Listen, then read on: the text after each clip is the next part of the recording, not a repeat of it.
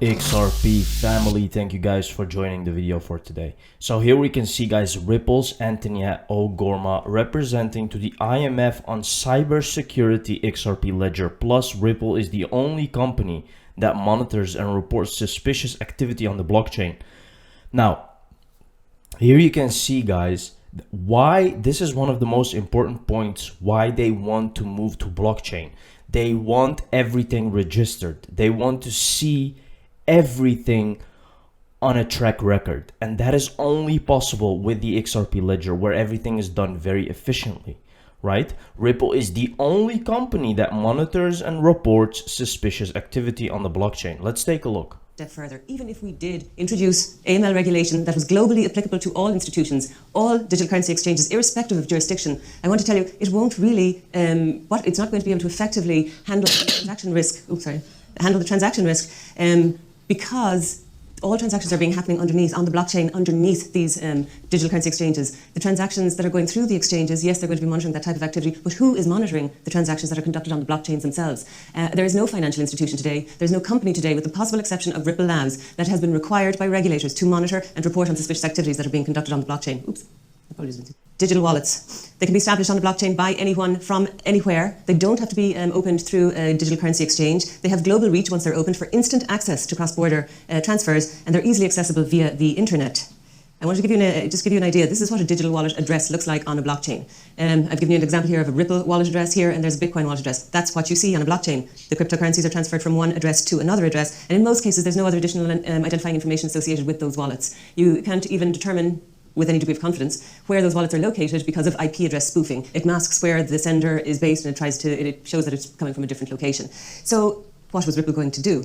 You see hundreds of thousands of these addresses all over XRP Ledger, and at Ripple we had to connect allegations of unusual activity, thefts, crime, phishing scams, pyramid schemes. Users reported into us alleged illegal activity. We opened a repository for them to deposit their reports, and we use that then to create an investigation and to try and link all of this suspicious activity to identify culprits, to identify high-level patterns of activity on XRP Ledger that could potentially be suspicious given the information that we had available to us.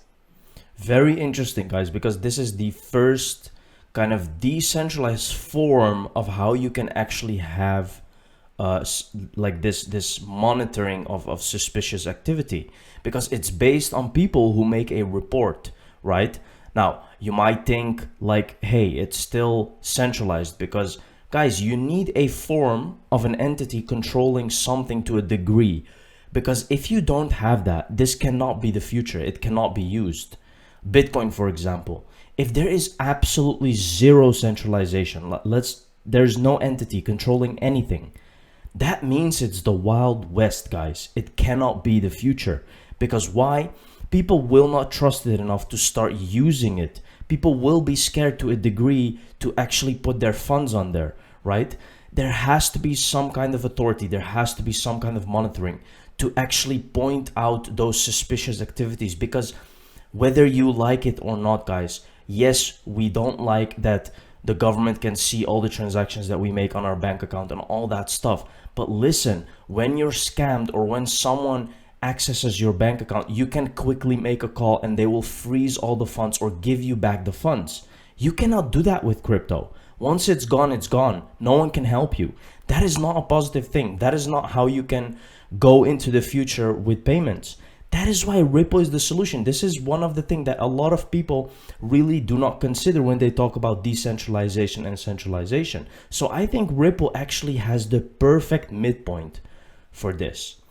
And of course, its technology is superior. Ripple XRP is still mentioned as potential suitors for CBDCs, again in IMF from March 2023. 3 models, private, public, and they even mentioned Bitcoin Trust, bridges, and money flows. Here we can see this is actually a link to the source where IMF talks about XRP again. And again, guys, IMF has shown many papers that they are talking about Ripple and XRP, and I just pointed out to you why. This is the midpoint. This is where you go to use a financial system that will benefit everyone, right? Like, using Bitcoin sounds really cool and nice because there is anonymity and there is decentralization to like 100%. But again, there is no safety. You can get scammed. if someone has your password or anything, of course, that's your own responsibility, but your funds are gone. You cannot make a report. You cannot do anything. It's entirely decentralized. There is no entity. And how can you make cross-border payments a thing? How can you integrate with other companies when there is like no... The problem with Bitcoin, there is absolute 100% anonymity, right? To a degree. Well, there is some people say that you can actually... that some addresses are actually linked to IDs on Binance, for example, and stuff like that. But to a degree, like Bitcoin is very anonymous, right? That is like, that cannot be the future.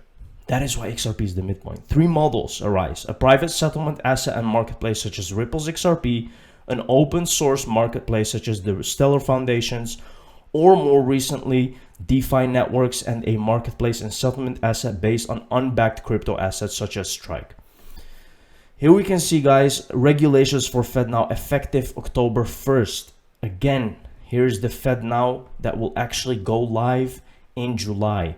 There's not a lot of days left before they actually go live. And here you can see that regulations were being talked about from 2021 already, right? Mexico and Peru to follow Brazil's real-time payment footsteps. We all know that Brazil is using Ripple, is experimenting with CBDCs and all that stuff, guys. The growth is set to continue with payments research projecting that the daily real-time payments volume in the South American country will hit 1 billion in 2027. Here you can see, guys, Argentina has 3 different real-time payment schemes: Pago, Electronico, Immediato, which launched in 2016. Here we can see, although real-time payments volume in the country is not expected to reach 1 billion, like in other Latin American countries, is poised to grow nonetheless. So there is enough growth there, as you can see. And Ripple is already active there, right? They are already disrupting the space there with real-time payments in Brazil. This is a document from the Federal Reserve highlighting Ripple's ILP courtesy of Smoke. Let's take a look here, guys. In addition, a particular industry development of note is the Interledger protocol ILP, which allows transactions to flow across different ledgers, interoperability, and streamline the process for transferring digital assets by enabling entities in different countries with different payment systems to more easily transact with one another. Adoption of this or a similar protocol could spur further innovation and adoption of DLT-based systems for the cross-border payments use case, right? This is Federal Reserve, guys. So again, they give you a heads up of what is about to happen. And of course, they are already in works with Ripple behind the scenes. Ryan Zagone from Ripple speaking with the IMF. Let's take a look. That's correct. Let me invite Ryan, please. Hello, everyone. My name is Ryan Zagone. I work for a company called Ripple. We enable real-time cross-border payments for financial institutions. We're lowering the settlement time from about 5 days to 5 seconds, and we're reducing the cost of cross-border payments by about 60%. We're working with about 50 financial institutions around the world to enable this real-time cross-border payment. To the question, will fintech endanger financial stability? I don't think it will, if we maintain a strong principle-based approach to regulation. So today, we set regulation at a high-level thematic principle that we apply uniquely to each different technology or product. So for instance, we will have principles around market stability, or operational resiliency, or cybersecurity, so like strong components of a financial system. We apply those, ensuring the controls and the risk mitigants are put in place are unique to the risk and gaps within each product. It's not one standard approach. So we customize how we apply rules and risk to each different product.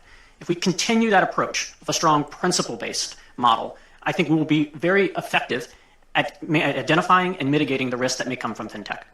Now, guys, I just want to show you this. Yes, this is from 2017. You might think, like, why you bring this up? Now, you have to think about this, guys. Look how ahead of its time Ripple was. They were already speaking of regulation here. And you know why? This is very interesting. Now, listen very careful. They were thinking that regulation was just going to be a meeting with the SEC. The SEC is going to lay out some rules, some guidance that they have to do, like rules that they have to abide by, and then they can move on and actually really disrupt the payment space and become mass adopted in USA. But that didn't happen, right? Now this is before all of that, because 2017 they still didn't meet, like they were obviously talking with the SEC. You can clearly see here that he's pointing out that regulation. The technology was already there. It is about regulation, and this is 6 years ago, guys. 6 years they are trying to get guidance, and of course we all know today what happened, right? And the XRP community was saying this from the beginning, that this is corruption, that it doesn't make sense, whether it's corruption or scripted or whatever you think, that it doesn't make sense. The XRP community was telling you that. Look at all those Bill Hinman emails now and all that stuff that's coming out. We're telling you again that the price of XRP is going to rise and it's going to get mass adopted, guys. Listen carefully, because this is one of a lifetime and an opportunity. So thank you very much for watching this video. See you in the next one. Cheers.